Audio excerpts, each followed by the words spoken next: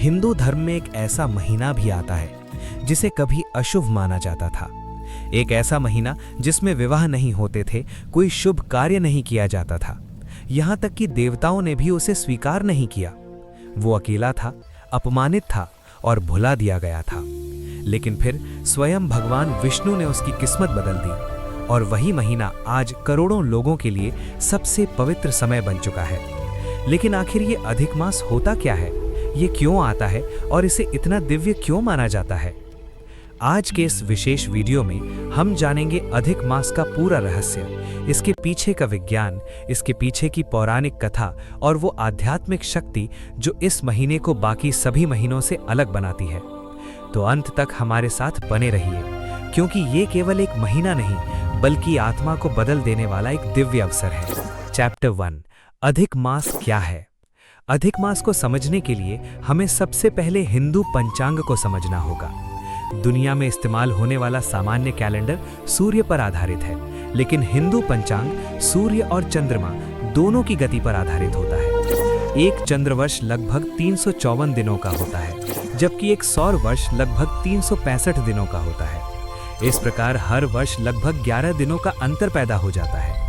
यदि इस अंतर को संतुलित न किया जाए तो ऋतुएं, त्योहार और शुभ समय धीरे धीरे बदलने लगेंगे।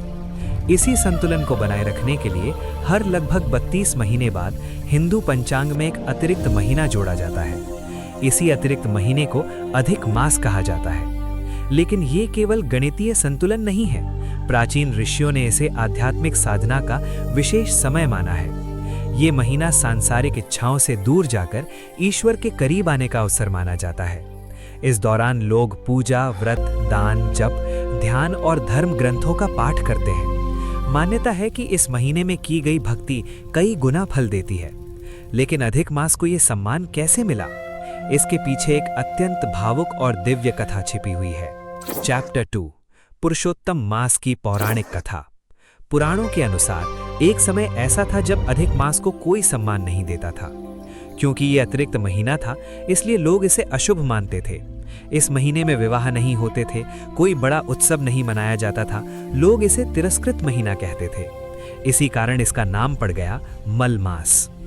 अपमान और दुख से भरा ये महीना अंततः भगवान विष्णु के पास पहुंचा।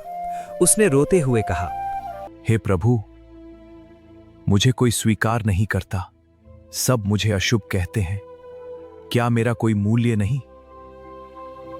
उन्होंने कहा, आज से तुम मलमास नहीं रहोगे, मैं तुम्हें अपना नाम देता हूं, अब तुम पुरुषोत्तम मास कहलाओगे।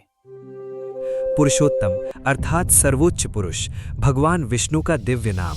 उस दिन से ये महीना अत्यंत पवित्र माना जाने लगा। मान्यता है कि इस महीने में भगवान विष्णु की भक्ति करने से विशेष पुण्य प्राप्त होता है और यही कारण है कि करोड़ों भक्त अधिक मास में उपवास, दान और पूजा करते हैं। चैप्टर 3, अधिक मास हमें सिखाता है।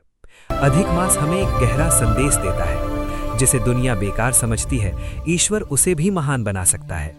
ये महीना हमें सिखाता है कि जीवन में ठहरना भी जरूरी है, अपने भीतर झांकना जरूरी है और आत्मा को शुद्ध करना भी जरूरी है। यदि ये वीडियो आपको पसंद आया हो तो कमेंट में लिखिए जय श्री हरि, जय श्री विष्णु और इसे लाइक करें, शेयर करें और चैनल को सब्सक्राइब करें।